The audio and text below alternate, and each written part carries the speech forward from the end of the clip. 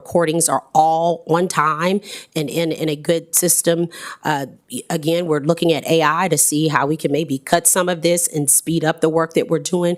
And I'm glad Mr. Ramos is here to say, look, sustainability is my biggest goal on the non-election side. If we're able to sustain, we don't foresee any issues. If for any reason that changes between now and the approved budget, then there could be some concerns on those items. But right now, we're proud to say we don't have that.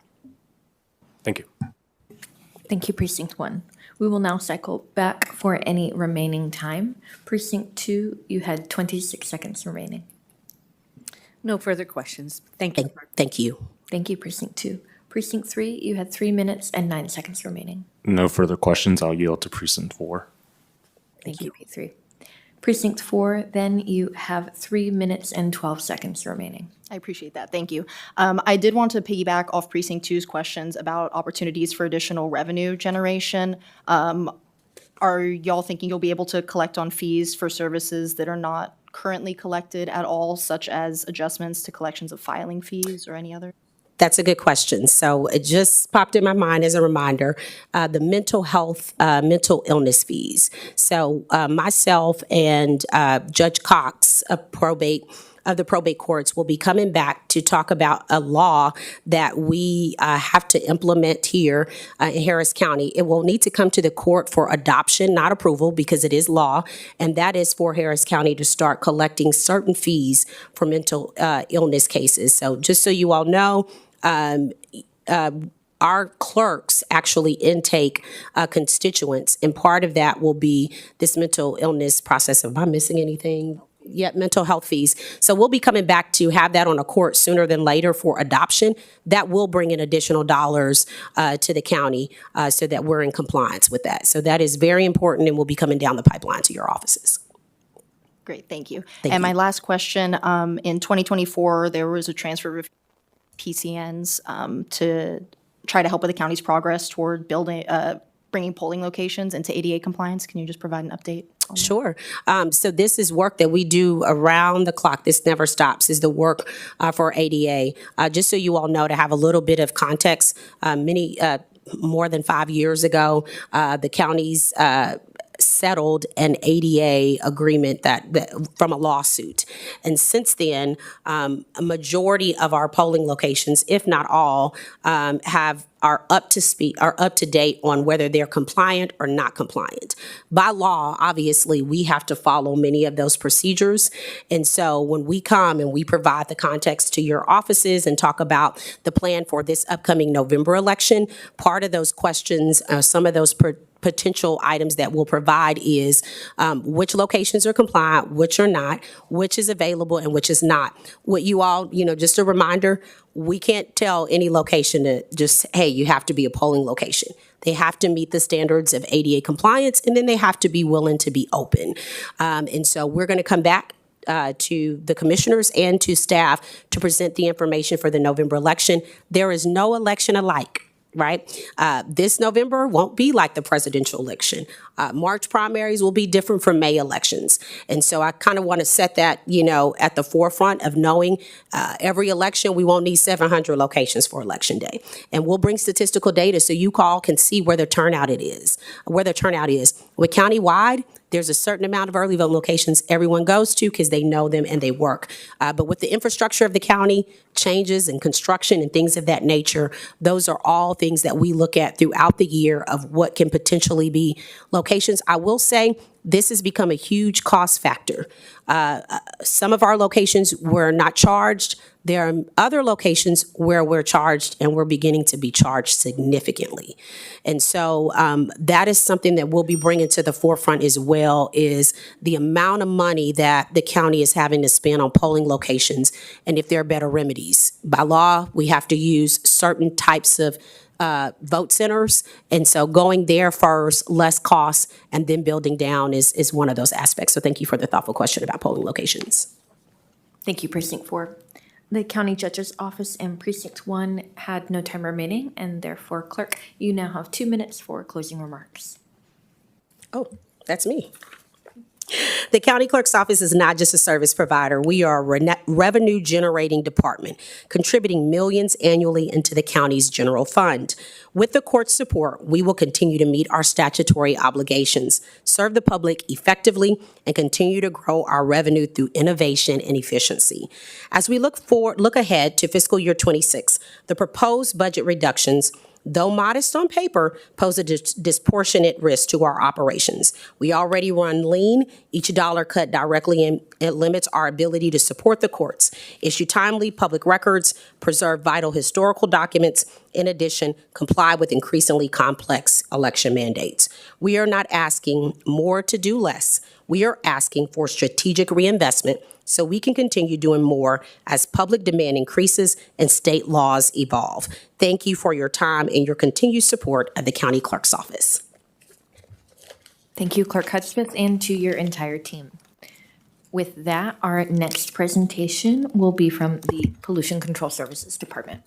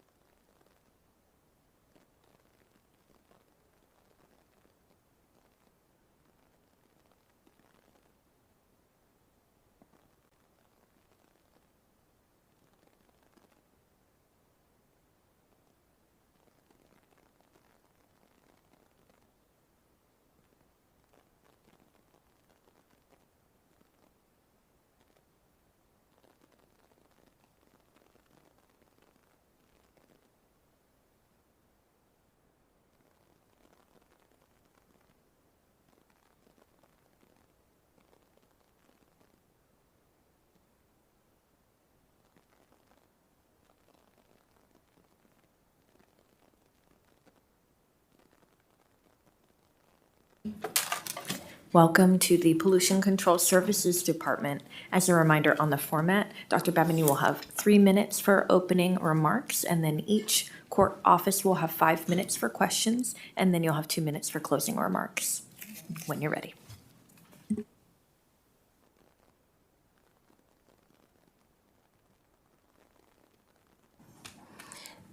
Good morning. Good afternoon.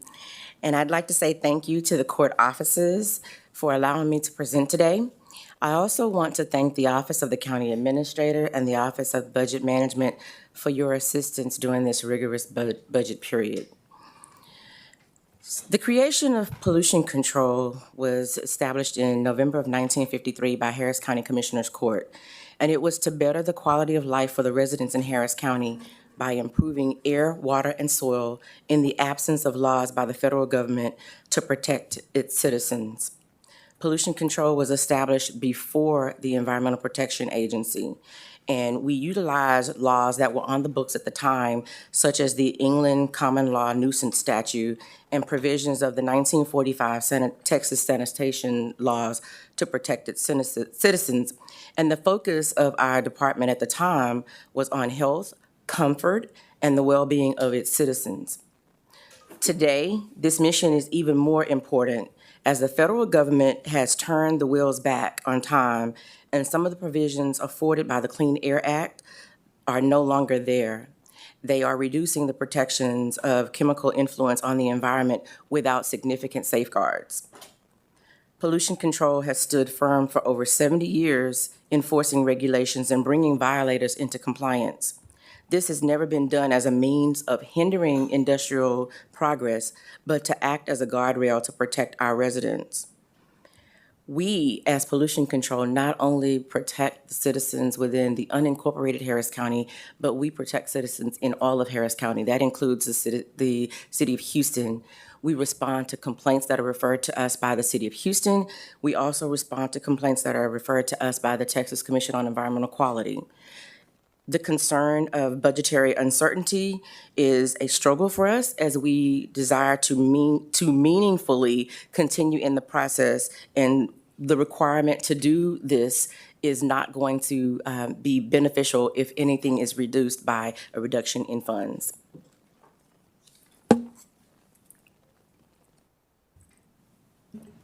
Thank you, Director. Now, each court office will be allocated 5 minutes for questions, beginning with Precinct 3. Good afternoon, and thank you for all the work that you and your team do. Quickly, could you tell me what are some of the areas that you think will be most negatively impacted by budget constraints going forward?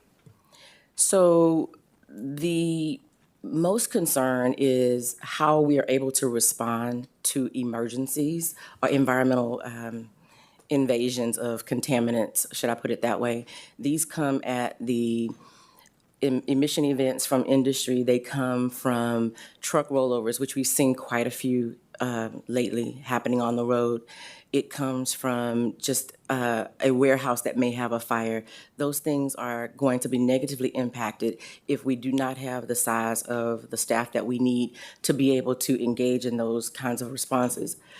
The concern that leaves for me is the fact that our size is rather small for the size of the county that we serve, and to be able to give an operational period and a rest period for those responders is very important.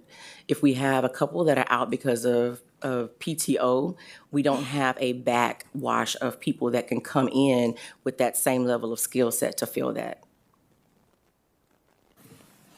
Thank you. That's all I have. Thank you, Precinct 3. Precinct 4, you will now have 5 minutes for questions. Great, thank you. Thank you, Dr. Babin. My first question is, how is the living wage and the $2,500 incentive for those making under $75,000 impacted pollution control staff? Thank you for that question. I think that it helped, but what we do know is there's lots of training that we do on our end to give the excellence for response that we need in everything that we do, from permit evaluations, in compliance evaluations for enforcement, in the actual response to those emergencies, and in complaints. But the information that we provide and the training that we provide, we give that to our staff, and then some of them have left in order to get more money somewhere else. And so it has helped. It has not solved all of the compensation issues, but we hope that moving forward, the compensation study will help remedy some of those issues that we're having. Gotcha. Do you know how many employees are making under $75,000 in pollution control?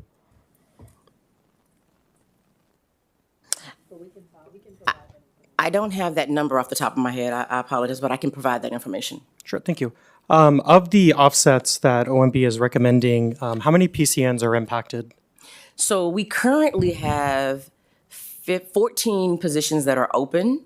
And I will say, some of them have been open for quite a few months, because it's very hard to hire for some of the niche positions that we have. We have had to go through several rounds of postings for a couple of positions. So at this point, there are 5 positions that OMB has graciously allowed us to look at again. So we have 5 positions that are on the reduction side, but then there are 3 that we have not completed the hiring process on that we will probably lose as well with the hiring freeze. Are any of those 5 PCNs filled, or are they all vacant? They're all vacant. All of those positions that I'm mentioning are vacant positions. Okay, thank you. Next question I had was on the CLS build-in. There is an item for pollution control technical division operational increases for $200,000. What does that help support? So the $200,000 was so that we could continue the operations of a monitor at Friendship Park. It is a complete 63 PAMS kind of very comprehensive 24/7 monitor that is located on the southeast side of the county, in an area where there is a lot of industrial activity. That monitor is there. It was put there because of some grant funding that we received through Precinct 2 and through the American Chemistry Council. That money is no longer available, so the enhancement request was so that we can continue the functionality of that monitor. Got it. And my last question is on turnover. So based on the data from HRT, pollution control has one of the highest turnover rates in the county. Can you explain, why you think that is, and also what are you doing to address that? So as I indicated, retention has been an issue because of compensation. We bring in staff at beginning levels in the investigative area, and we train them to become investigators that are very comprehensive, that understand the laws that we enforce, and then hopefully we can move them through the system and they can move to higher positions within the department. But what happens is, as we start training and we have people that are not happy with the compensation that they are currently receiving, they are able to go to other industries and to other departments and to get more money. And so that's what's happened in a lot of those cases. We did see that some of them moved to other areas when COVID happened. We were happy to see that people were able to go and have a better life balance. We do a lot of things that are emergency, and so it's very hard to keep people in a cycle that is constantly on call and those types of things as well. And so those have helped us, those have hindered us in retention. Okay, so with the pay equity study implementation, do you think that will, kind of fix the retention problems? It is my hope that it does. I know that several of the employees that left indicated how they loved working for pollution control, but they just could not afford to stay at pollution control when the cost of living was rising so fast. Awesome, thank you. Thank you.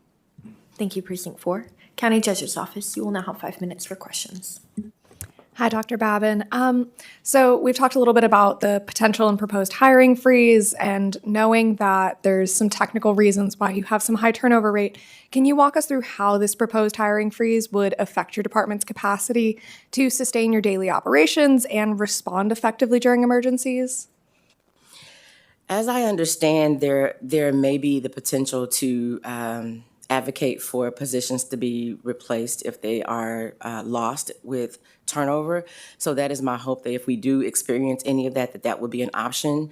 If we do lose staff, it will significantly hinder our availability to respond. We have a very small department compared to the size of the county that we serve.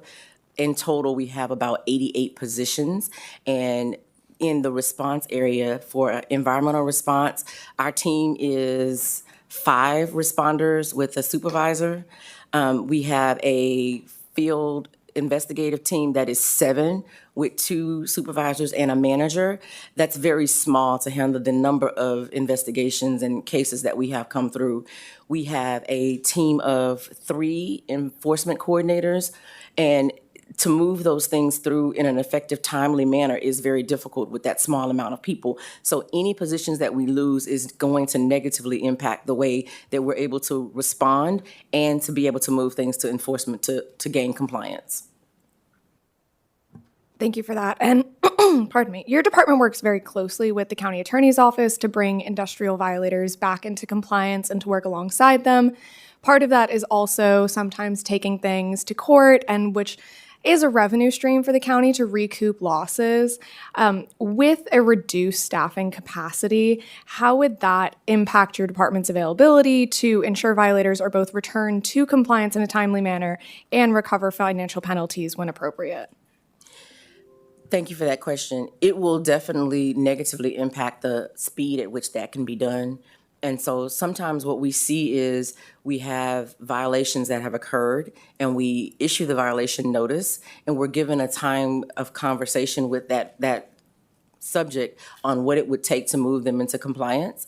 And so the staff that would be needed to go back and to do follow-ups, if that is reduced, then that reduces the amount of time that we have to be able to go and verify that. And so that elongates that time of compliance, gaining compliance. Anything that elongates that time will also delay the amount of time that it takes to develop that case to send that to the county attorney's office. Once that happens, then the wheels of justice moves as the wheels of justice moves, and that helps us, so our speed is only as good as the amount of people that we have to do the work that we have. Thank you. And if pollution control services were to face cuts to environmental response, field services, what impact would that have on your ability to carry out your core functions like enforcement and community protection? And what would that mean for the long-term health and safety of Harris County residents? So if the environmental response team and the field investigative team is lowered in the amount of staff that they have, then that means that if there's an emission event or some response that we have to monitor for the community's protection, it lessens the amount of people that are out there to do that. It lessens the amount of information and data that is transparent to the communities to understand how they can protect their families. And it also lessens the amount of information that we're able to provide to decision makers on how to move forward, to notify the communities of their safety risk, and to develop policies that might be more protective of the community. Thank you. I'll reserve the rest of my time. Thank you, County Judge's Office. Precinct 1, you will now have 5 minutes for questions. Thank you so much. Wanted to touch on a little bit more on the air services for pollution control. And can you speak a little bit, the different budget proposals have had implications for capacity as it relates to air monitoring. And so what impacts will result from any proposed budget reductions to air monitoring, and what is the need, in fact, to be able to carry out that work well in a county of our size? So the county, pollution control has a county network that fills in the gaps of where TCEQ's monitoring is not available. And so we have 32 SPOD monitors and ozone monitors that are out there in combination. And so that helps us to understand what the air quality is in various areas. If the size of that team is reduced, there's about 12 units that each air monitoring specialist can handle. If the size of that team is reduced, then we are not able to put more monitors out there to broaden that network, and then it also reduces the amount of response time that it takes to do the maintenance on that. They require maintenance whenever the weather gets bad or there's glitches of electricity or whatever. They require constant maintenance, and in order for us to do that and to do it with excellence, we have to have the staff that can go out on a routine basis. They hit those monitors probably 2 or 3 times a week. So that would reduce the quality of that data that comes out of those units. And to touch also on the compliance side of pollution control services, can you speak a little bit to how, different budget proposals have also had implications for your capacity for those services? And so can you speak to how pollution controls compliance services support community resilience, particularly in vulnerable areas near, for example, concrete batch plants or other industrial facilities where compliance investigations might need to take place? Yes. So one of the things that we recognized in the compliance area for the concrete batch plants was that we had a lot of concrete batch plants that were in violation of the regulations that control them. When we set to do a better, closer look at that, we looked at 140 concrete batch plants, and all of them had multiple violations. Moving that through, we've been able to reduce those so that they are not as in violation as they previously had, but we have to continuously look at those because of the nature of what they do. In doing that, our compliance team, working with the county attorney's office, we were able to set forth policy proposals that have moved the needle in some of those areas of concrete batch plants. So some of the rules have not been implemented from the state, but we have had the TCEQ give another look at that and how they're looking at issuing those permits. And can you speak to some of the other pending needs that pollution control services have, perhaps on some of the other services, whether that's related to water or other services, in particular in the context of the environmental challenges and threats that might be facing Harris County? Why are these services essential for a large industrial region like ours, along with the field services, along with the environmental responses services that you've already touched upon? That's a very complex question. So Harris County is the third most populous county in the United States. We have the second largest port in the states as well. And so industry is always growing and trying to find ways to grow and do better and do more with what they're doing. Looking at that amount of activity and the growth and the citizens that come to the county, we're always looking at ways that we can combat solid waste dumping, combat tires. Tires is a big issue, and for the most part, the size of our department has only been able to be reactionary. We've not been able to really be proactive. There's some programs that we would like to be proactive in and to move forward. We just do not have the capacity to build into that. And as we look, one of the proactive things that we did about the concrete batch plant, that was a very, very great benefit to the county. We look to build programs that can be more proactive to benefit the county to continue to remove waste, continue to remove contaminants, but it's going to be very difficult to do that in the reduction side and not the building side.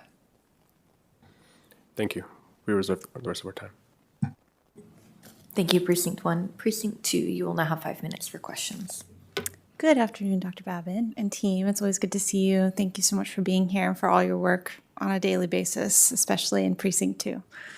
I was wondering, based on the fact that we just survived, knock on wood, legislative session, whether there were any new laws passed that might have a financial impact on pollution control, either in permitting or compliance operations outside of new permits, or perhaps in the sunset period before that. So the new laws, for the most part, that bring me concern has to do with the fact that we did not get anything passed through for the concrete batch plants. There's not anything that is going to financially have a negative impact on us, except the fact that some reductions in state abilities will mean that we will be probably referred more complaints from the state, which will have an impact on the amount of time that we spend making those responses.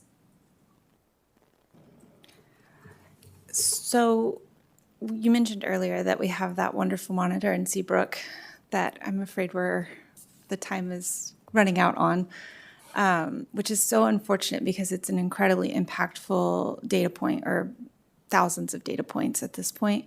I'm wondering how you're using that data, or if there's any interest in other outside parties in using the data that your amazing CAMP program has collected over the years to benefit the community, that pollution control doesn't have to carry that burden of producing, but rather just providing the information to somebody who could. Is anybody asking for it? So what I do know is if the funding runs out and we don't have the ability to keep that monitor going, the TCEQ has not indicated that they will keep that monitor going. And so if we don't keep it going, it will not keep going.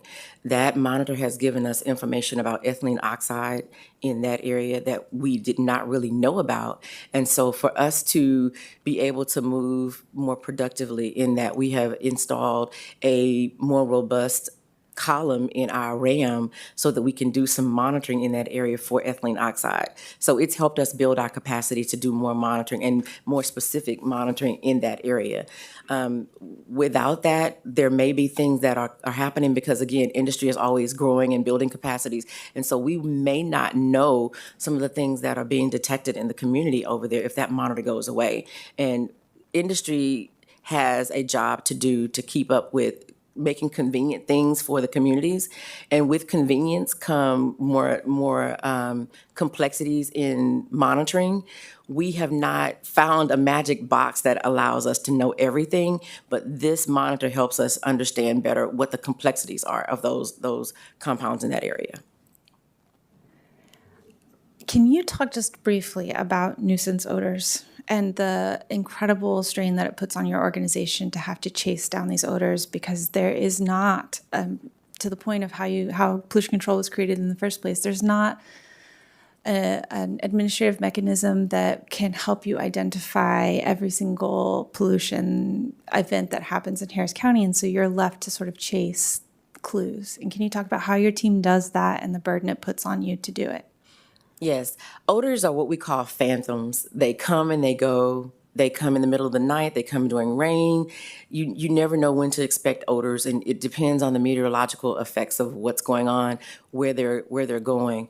So that's a very hard situation for us because we may chase down an odor for weeks at a time and not really know a source because, again, they're phantoms and they move with the wind. And so those have been very difficult for us. we rely on the relationships that we have been able to build with industry to help us understand what that looks like. So some of the things that we do in building those relationships, we contact industry and ask them, are you having an issue at your facility? It smells like this. We rely on that information to help us kind of hunt that down. And we rely on the citizens to help us when they call in with the complaints. We try to utilize data to pinpoint where we're getting the highest amount of complaints, and then we use that as hotspot to go and send those investigators to have a methodology to figure out where those odors are coming from. Sometimes we are able to figure them out, but oftentimes we're not. And I just want to make the point that pollution control is the only one working in this space. There's not another regulatory backstop here. It is just pollution control for Harris County doing all of this work alone. You're correct, yes. That's it.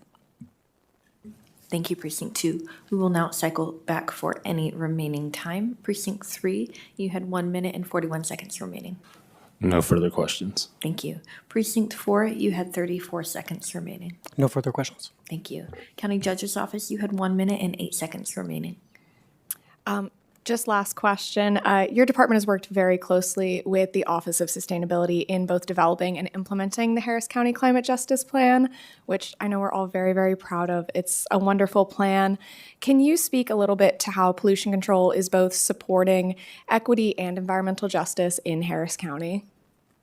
Thank you for that question. So one of the things that we are trying to do is to communicate very well with the community about some of the things that we are working on. For instance, we are working very closely with communities on Superfund sites.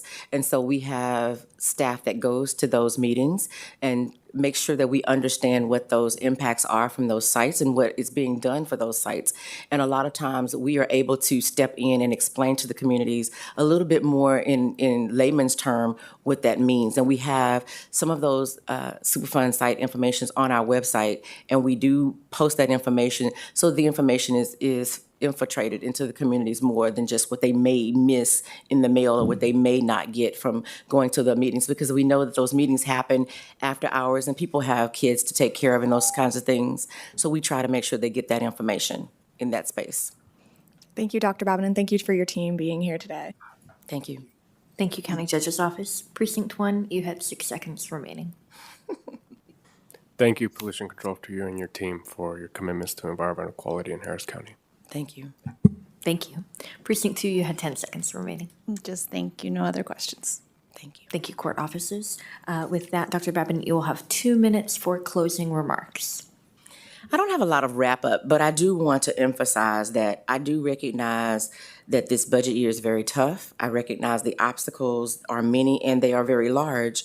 I recognize the need for the reductions, and we will continue to utilize what we have deemed as strategic training mechanisms so that we are able to not only support the staff that we have and grow leaders in the staff that we have, but so that we're able to give our teams the equipment and the trainings that they need to be able to move forward. We do recognize that a concern in what this hiring freeze might mean brings a concern to the staff, but if we are able to move forward and perhaps bring those proposals for positions that we need to continue to do the work that we're doing, that is very helpful. And we do understand that retention issues have been a concern. And I do want you to know that we recognize that there are some things that we do need to do, but we recognize the ability of the staff, of the staff of the courts to help us in that space with the compensation study. And I want to say thank you for that to the court offices, as well as OMB, and as well as the county administrator. So thank you very much. Thank you, Dr. Babin, and to the entire Pollution Control Services Department. With that, we will break for lunch until 1:45 p.m., when we will resume with a presentation from the Equity and Economic Opportunity Department. Thank you.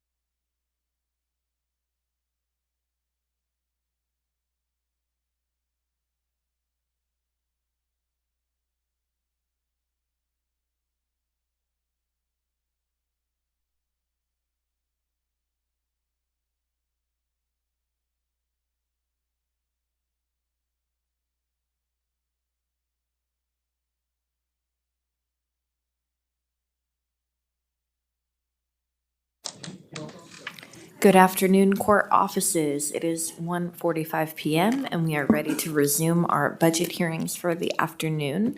Now we welcome the Department of Economic Equity and Opportunity. As a reminder on the format, Director, you'll have 3 minutes for your opening statement, and then each court office will be allocated 5 minutes for questions, and then you will have 2 minutes for closing remarks. Great, thank you so much. Good afternoon. Thank you for the opportunity to speak on behalf of DEO and the residents and businesses that we serve. Today I have with me Alejandra Mondragon, Director of Finance and Administration, and Santrice Jones, Director of Early Childhood Initiatives. DEO's mission is to connect, value, and empower people, businesses, and communities. And our long-term vision is to have an inclusive, accessible, prosperous, and resilient Harris County economy. The divisions that do the day-to-day work to make this vision a reality include the following 4 program areas. Economic development, which in calendar year 2025 processed $7.6 million in FTZ pilot payments, which is a revenue source for the county and other taxing entities. Early childhood initiatives, which have served over 7,400 children and families since its inception through June of this year. Program planning and innovation, which manages the Apprenticeship Advantage program that has served over 1,050 residents and successfully launched the county's first ever revolving loan fund. And finally, Inclusive Procurements, our largest division, which oversees monitoring and compliance of the county's MWB program, in addition to the federally mandated services for DBRA, Section 3, and the state's prevailing wage. This division also currently oversees our outreach and strategic partnerships, as well as implementation of the county's safety record policy. It's important to note that much of our work is directly aligned with the county's 5-year strategic plan, especially in the areas of economic development, small business retention and growth, and workforce support, including childcare. Our department is on the smaller side, but as I've said it to court before, we do get new projects and asks throughout the year that test our bandwidth. I know this is a tough budget season, and DEO will make the best out of the situation as we have always done. Finally, thank you to OMB for their partnership throughout this process. Thank you, Director. Each court office will now have 5 minutes for questions, beginning with Precinct 4. Great, thank you. Good afternoon, Estella and team. My first question is, there's about $30,000 an increase that's going to DEO next year for fiscal year 26 for the bilingual pay incentive, as well as the $2,500 adjustment. How have those impacted staff? Yes, thank you for that question. So that has really been helpful for our staff that were using their bilingual skills to serve the Harris County residents. That was really important for us in our team that does outreach. It's a team of 2, so very small for the size of the county, but one of them is fully bilingual, so they're able to do so much more when they're able to have webinars, workshops, panelists in English and Spanish, so they were able to get the bilingual pay. And I also want to thank Alejandra and her team during that process were really instrumental in being proactive and making sure that the staff that wanted to take advantage of that bilingual pay were using it for their work purposes. When it first came out, there wasn't a lot of guidelines, so we started to work on our own and were able to get the staff to understand that it needed to be as part of your job duties. So that's been really helpful for the staff that have been able to qualify. Great, thank you. My second question is on the vendor diversity monitors that are listed on the OMB one-pager. It says that there's a $300K in sustained general funds to continue those positions. Do any of the, I guess one, how will that be used? Yeah, so that was part of our budget. Was that last year, Alejandra? Yeah, last year that when we requested additional monitors, so we were granted that, so that's sustaining that from last year. So for us, the work that really takes a toll on bandwidth on the staff is the monitoring positions, the different compliance, because the county's growth really affects our department. As those infrastructure projects grow, the flood control projects, the hydro projects, our staff monitor those. So they do get more projects under the belt each year. And so we're really grateful for that they're able to sustain the positions that we have, and we didn't have to, cut in that area because it will slow down things for the vendor diversity team and the work and community protection team, which is really important to make sure that those projects are being monitored and in compliance. Great. Will any of the offsets that are in the proposed budget impact the continuity of the MWBE program? We didn't have any offsets in the labor portion for that team. The only offsets that could impact that team would be more in the temp services line item that we use. We do use that a lot in DEO. For instance, some of the staff that they've been able to use to fill some gaps as the growth of the projects have grown. The person who leads our disparity study is temp funded. And then our data analysis team uses that as well when they need to fill for some, extra work. So I think that would be the one that's most impactful. And we'll just, do what every department does. Is we need to strategize and prioritize and see what it is that we can do with what the money that we've been given. Sure. And next question is on the offsets for the, I don't know which line item it's on, but the early childhood position. One, I guess, is that position filled, and what kind of work are they doing, and will there be any impact to constituent-facing services as a result of its elimination? Sure. I'll start and then I'll hand it over to Centuries. So for DO, with the 10% offset that was given to us, we did as much as we could on the non-labor side, but given the size of our department, obviously we knew it was going to affect our labor dollars. So it was really challenging. It wasn't something, that anybody as a leader would want to do. But I looked at the division and was looking at places where I felt other areas could absorb that, other staff members could absorb that work. So that position is currently filled, and we would have to, eliminate that position. But Centuries can add more into what their day-to-day work looks like.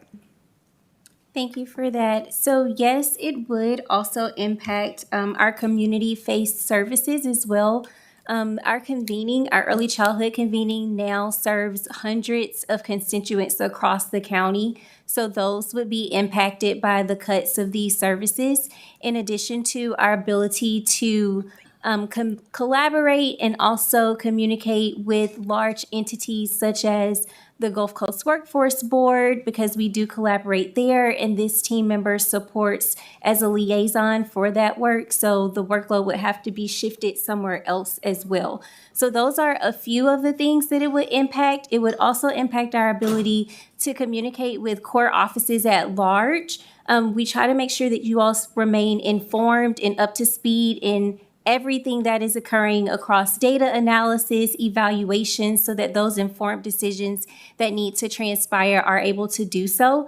So long-term, it would impact it. Great, thank you. You're welcome. Thank you, Precinct 4. County Judge's Office, you will now have 5 minutes for questions. Thank you, Director Gonzalez. Can you speak to the benefits of the policy analysis and special projects team and the work that they've done for your office? And how would the proposed offset impact projects or potential projects? Sure. So that is a team inside of the division called Program Planning Innovation. That division has undergone a lot of changes since when it was first stood up and the department started. Really, the vision was to have a data analysis, special projects, and policy team that would support the entire department.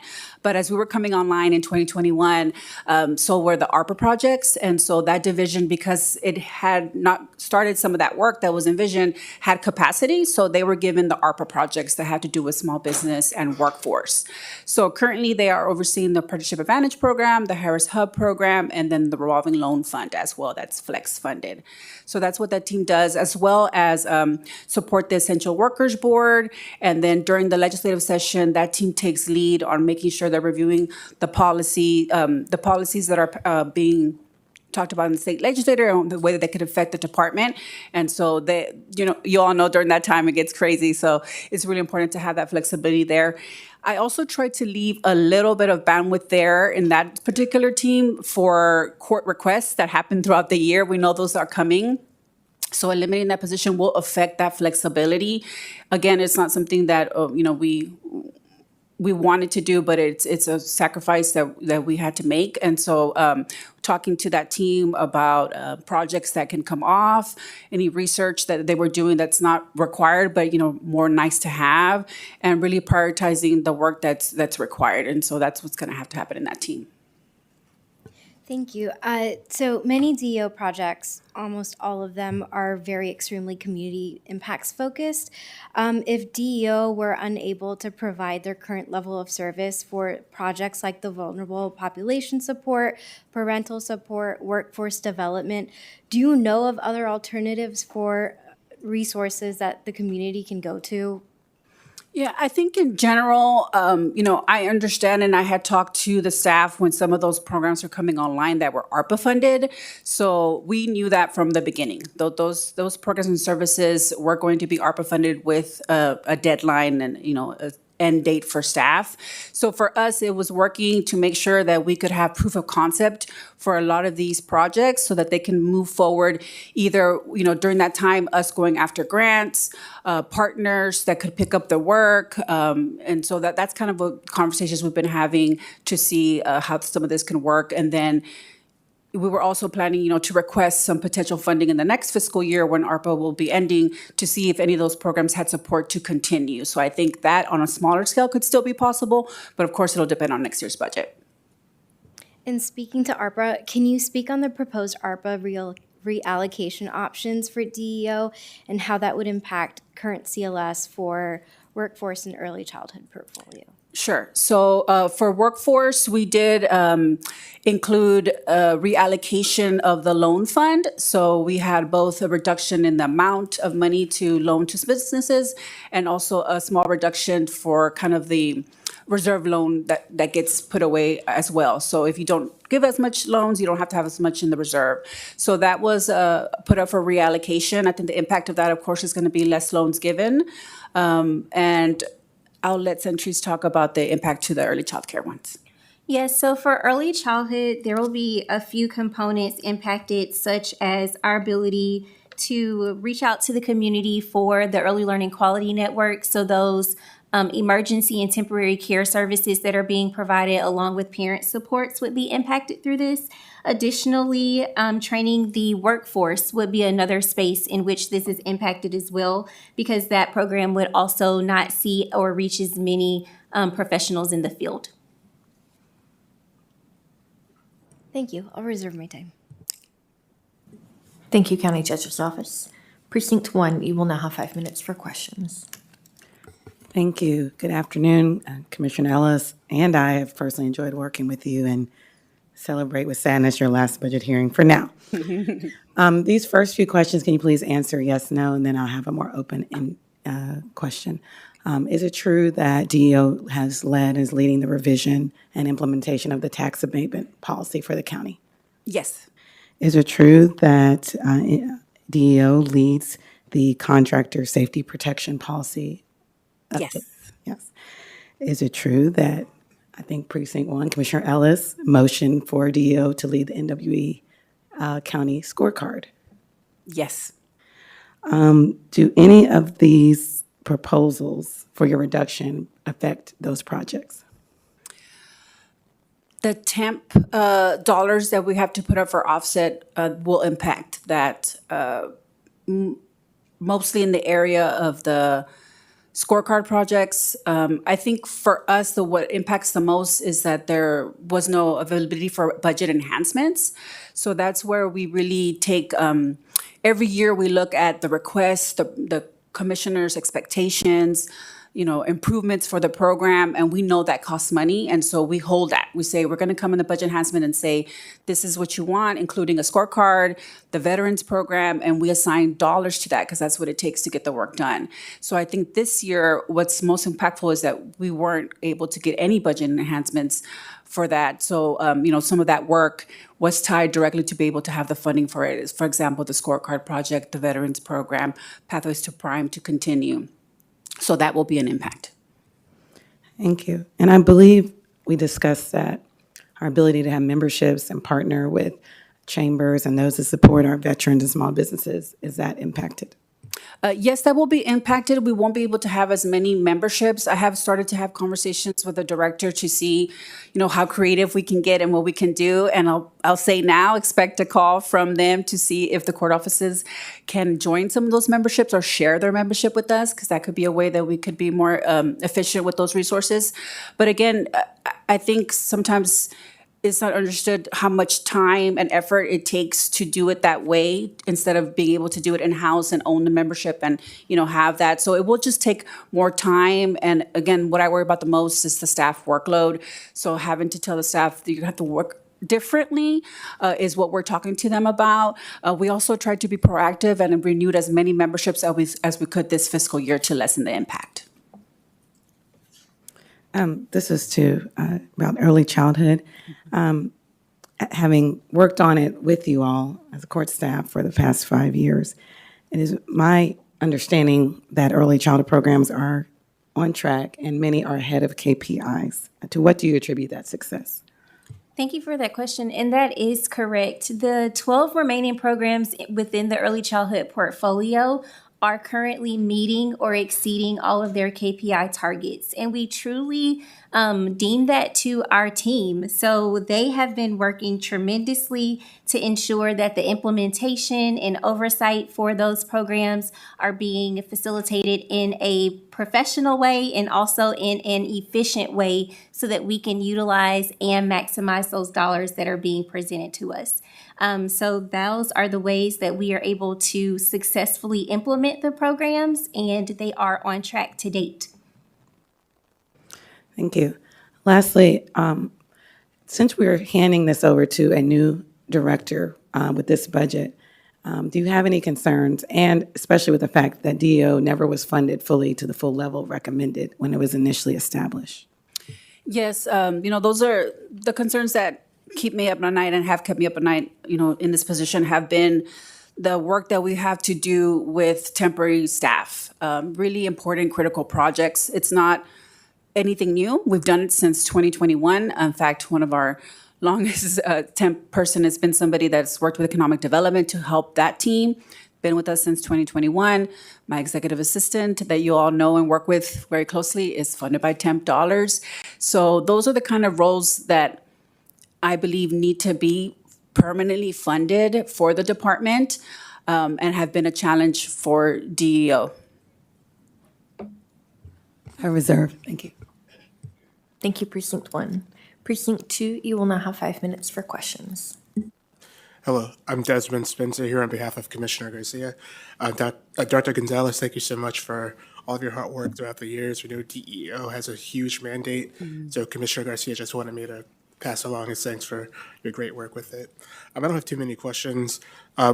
First question is, what percentage of DEO's budget is directed to direct services versus administrative costs? Probably have to get back to you on that, Desmond. We don't have it in front of us, but our labor dollars is our largest percentage of the budget, and those are the staff that are doing the day-to-day work. So that's about 90% of our budget is staff. Okay, understand. And what are some core KPIs for fiscal year 2025 in your department?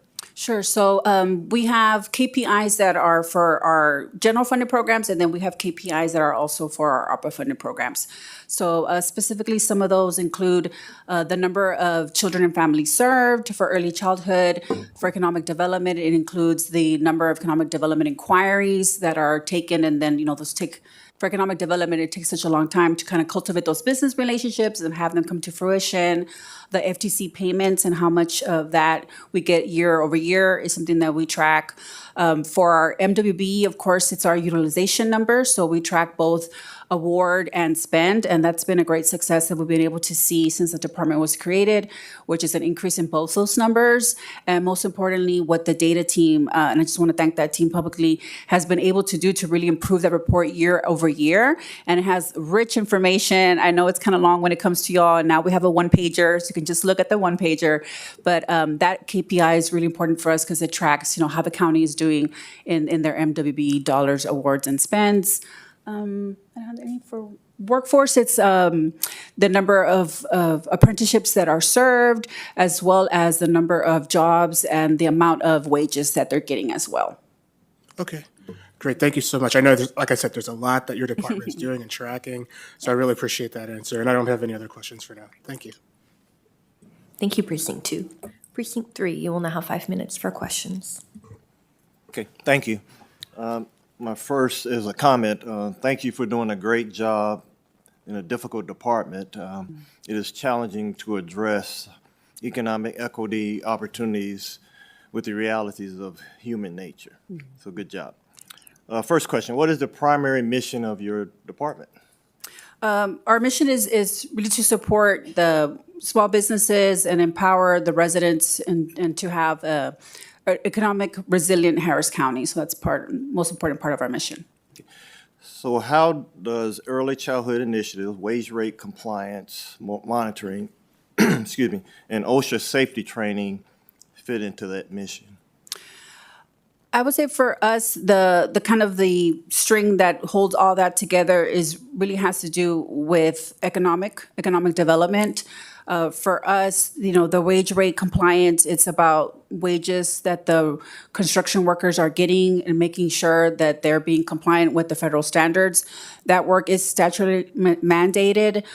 It did come over from another department when DO first started, so it's been with us since the very, very beginning. And then for early childcare, it is about economic development and helping the parents be able to work and give taxes to the county and be able to have affordable and quality childcare so that they can be, adding to the Harris County's economy. Okay. In reference to ECI, what percentage of your budget does that department represent? So ECI their programs are 100% ARPA funded and flex funded.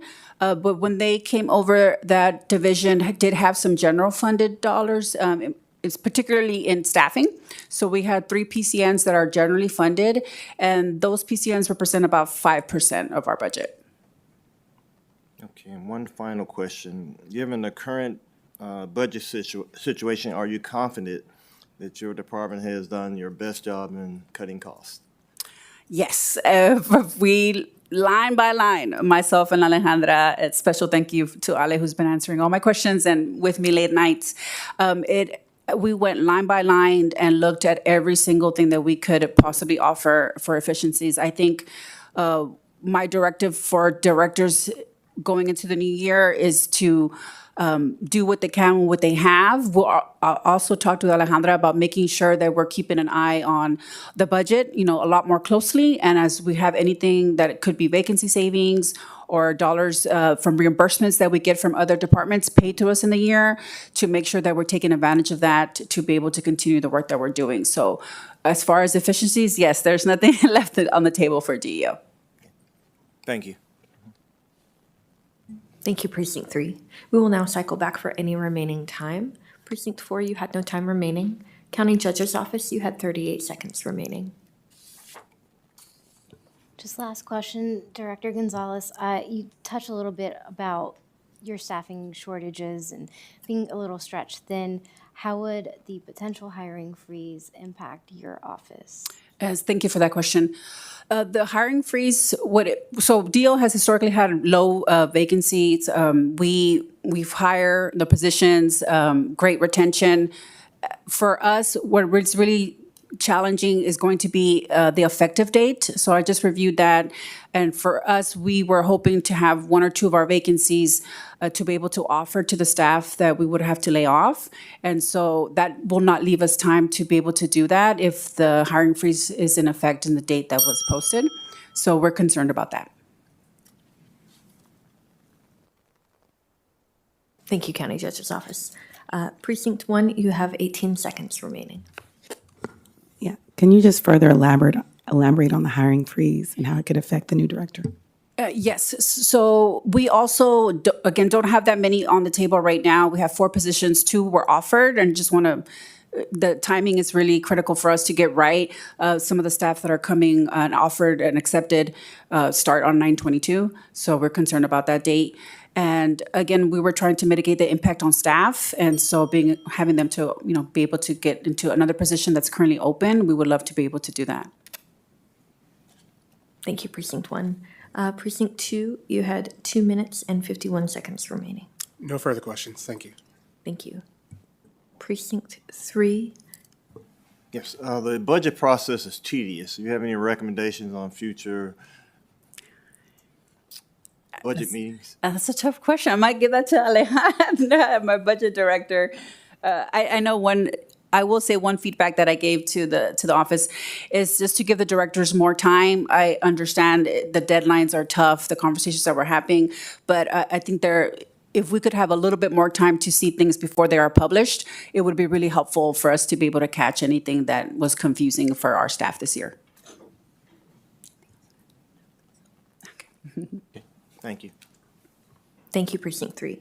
If I can jump in really quickly, we don't have it in the policy as of yet, but we are going to work with departments on offers that are already sent out, so we can help facilitate that. And then, before you give your closing remarks, I'm not going to let you get out of here without saying it's been an absolute pleasure to work with you, and I'm deeply saddened. I know I speak for Jesse and the county administrator's office that it's a huge loss for this county, and your contributions will be remembered. Gonna make me cry. Thank you, Daniel. Appreciate that so much. Thank you, court offices. So with that, Director, you've got 2 minutes for closing remarks. So I understand this is a challenging time where Commissioners Court has to prioritize various programs and services, many that are statutorily required. My hope is that for the next executive director and the leadership team, the amazing leadership team I am leaving behind, is that they are giving grace for the transition period that will have to take place. And finally, I want to end with a testimonial from an MWB firm owner, which I have the permission to share. They actually came to court in August, but weren't able to stay the time to speak to Commissioner's Court. He states, "My name is Vladimir Naranjo, owner of PMG Project Management Group. I also serve on the board of the Regional Hispanic Contractors Association. Our members experience firsthand the difference DEO programs make. Because of DEO support, our members have been able to access projects that would have been out of reach, expand their businesses, and create good paying jobs. These programs aren't just about compliance. They are pathways to opportunity and stability for families and communities. I am a living example. For many years, it was very difficult, if not impossible, for a local small business to do business with Harris County. However, since the implementation of the MWB program, not only my company, but many small businesses have benefited by joining other teams on larger projects and in some cases winning contracts as a prime. On behalf of our HCA members, we ask that you stand with us, stand with small, minority, and women-owned contractors by continuing to invest in DEO programs that keep our workers safe, our business growing, and our community strong." And I promise I did not coach him on that. That was his written statement, and I asked him if I could share, and he said yes. So thank you so much. That's my closing statement. Thank you, Director. And thank you to the entire DEEO department. Our next presentation will be from the Children's Assessment Center.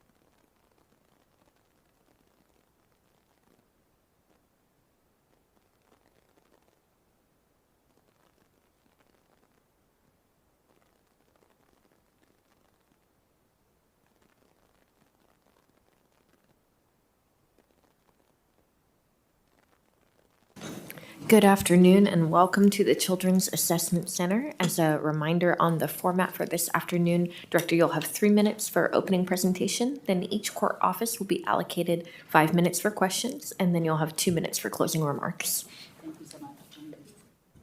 Thank you. Thank you for giving us this platform today to advocate for our department. The Children's Assessment Center is Harris County's only advocacy center for sexually abused children. We have over 4,000 new cases coming through our door each year, and we know we are barely scratching the surface. Our functions are statutorily mandated and can be found in Section 264 of the Texas Family Code. We do our work in conjunction with a multidisciplinary team comprised of 60 partner agencies. I believe you all know that what our specialized, highly trained clinicians do for our children who have been victims of the most thinkable of crimes is priceless. But as you consider our budget today, I'd like you to consider some other factors. Research shows that children who enter adulthood with unresolved trauma are more likely to suffer negative outcomes such as unwanted pregnancy, poverty, physical health problems, mental health problems, drug addiction, and encounters with the criminal justice system. All of these things result in reliance on social programs which cost Harris County money. We are here to intervene to help kids enter adulthood healthy, productive, and with the tools they need to cope with their trauma. An investment in the Children's Assessment Center is not only the humane thing to do, because let's face it, no child deserves to be the victim of such a vicious crime, but we also actually save the county money in the long run. Something else to consider, we make our community more safe by assisting law enforcement and prosecutors in getting the bad guys off of the streets.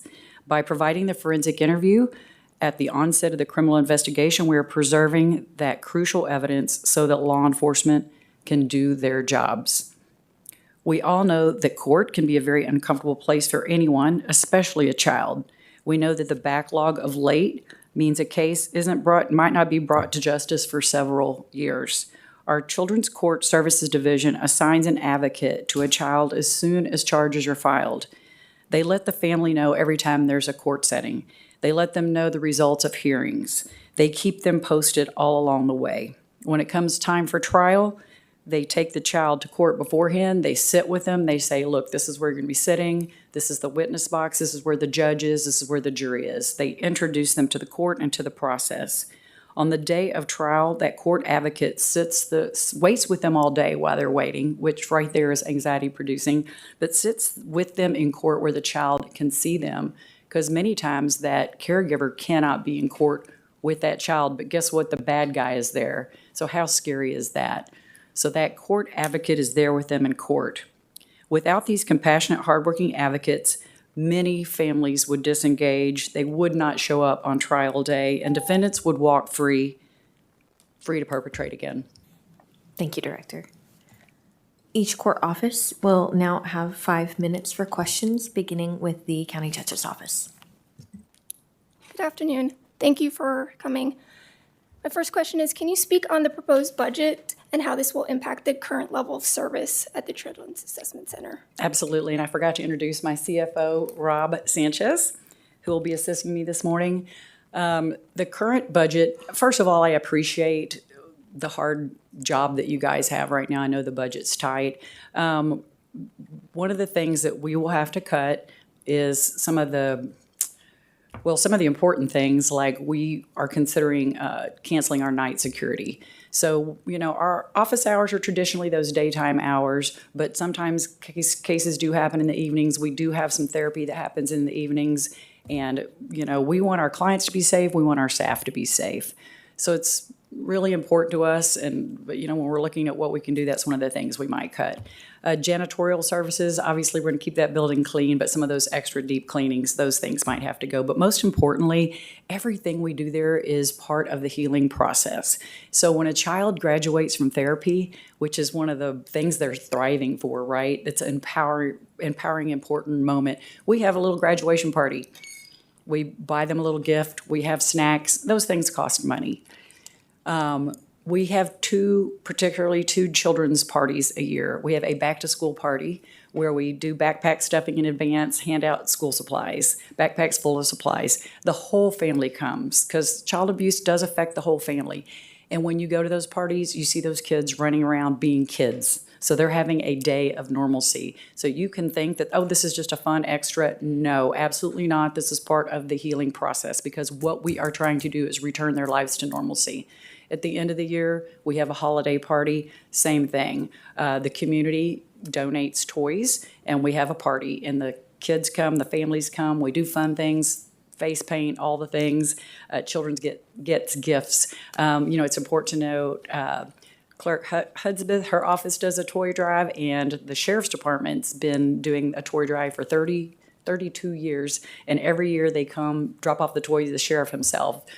Different sheriffs through the years, but they come, drop off the toys. It's just like, again, it's not a party. It's another way to help heal children and families, and we'd hate to see those things go. Thank you.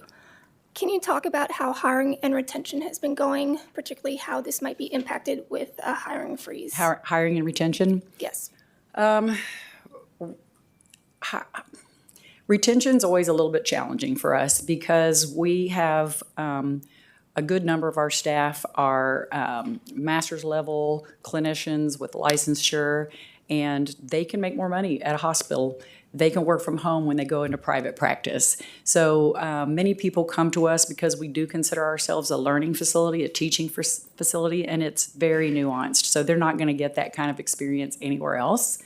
But once they do get some experience under their belt, it's often attractive to them to go on and make more money. So we do have some real tenured staff that have been there for a very long time because the people that are there are mission driven, and they're not there for the money, but for the mission. But we that is one of our challenges. And, continuity is so important. So when I think about a hiring freeze, when I think about a therapist leaving us and not being able to engage a child with a therapist to pick up where the other one left off, it's scary. Thank you. I have one final question. Can you discuss whether there are any recent changes to legislation that you expect will impact your department in any significant way? That's a tough one. I'm trying to think of, is there anything that comes to mind? Nothing that's coming to mind right away. There's always things, but yeah. Thank you. Thank you. I have no further questions. Thank you, County Judge's Office. Precinct 1, you will now have 5 minutes for questions. Hello, thank you so much. Question regarding what about on the grant side? Do you anticipate any impacts? In the fiscal year ahead, potential loss of revenue streams, given changes at federal, state level, or even local? Pardon me. Yeah, so I think the state legislature just occurred, and so we have secured funding from the state for the next session. On the federal side, we've got that secured for at least this year. Obviously, that funding has gone through some changes, very recently. So we've got our eye on that. But we also, with the CAC, we have the advantage of having a private foundation. So we can also go get private money and private grants to try to supplement that. That's a much smaller piece of who we are. So if we were to one day lose that federal funding, that would be a pretty big impact for us. But we tend to look about a year or two out, between the county funding and the CAC fund, or the CAC Foundation funding. But that's how far I could give you assurance on the federal side. For the state side, we're probably 2 years. On the federal side, I think we're taking it year by year. So we're good with VOCA funding for another year, and then we'd have to assess it come the next time the federal money comes through. And as a follow-up, can you speak to what the impact would be if that funding were not to be renewed?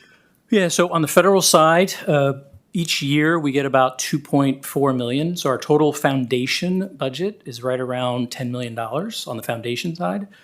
2.4, so that's 25% of that we would have to replace.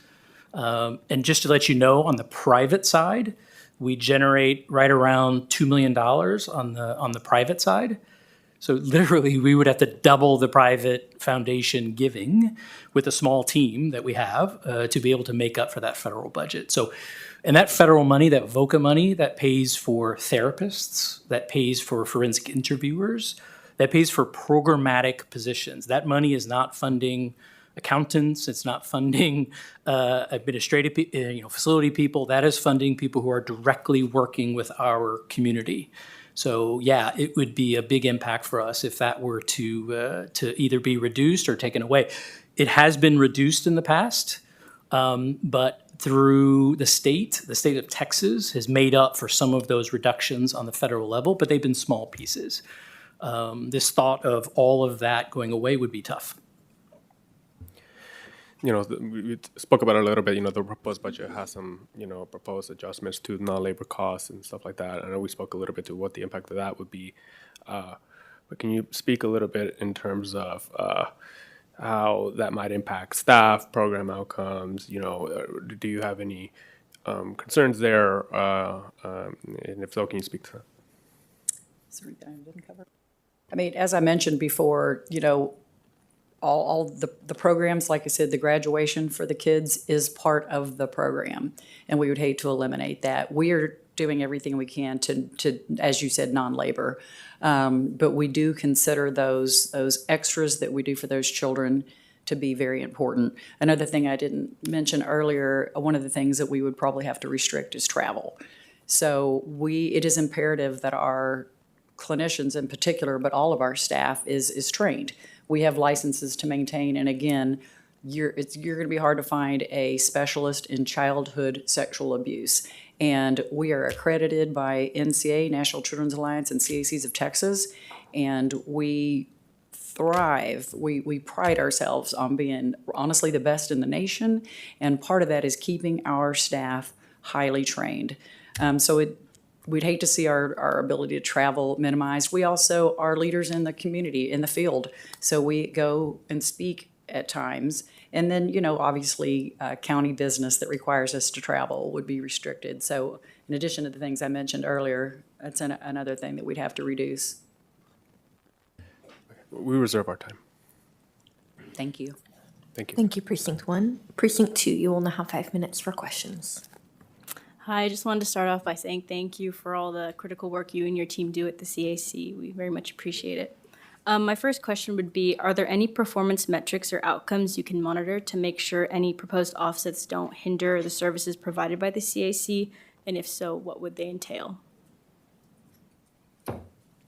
Yeah, that's a good question, because I think that's what we're going to have our eye on.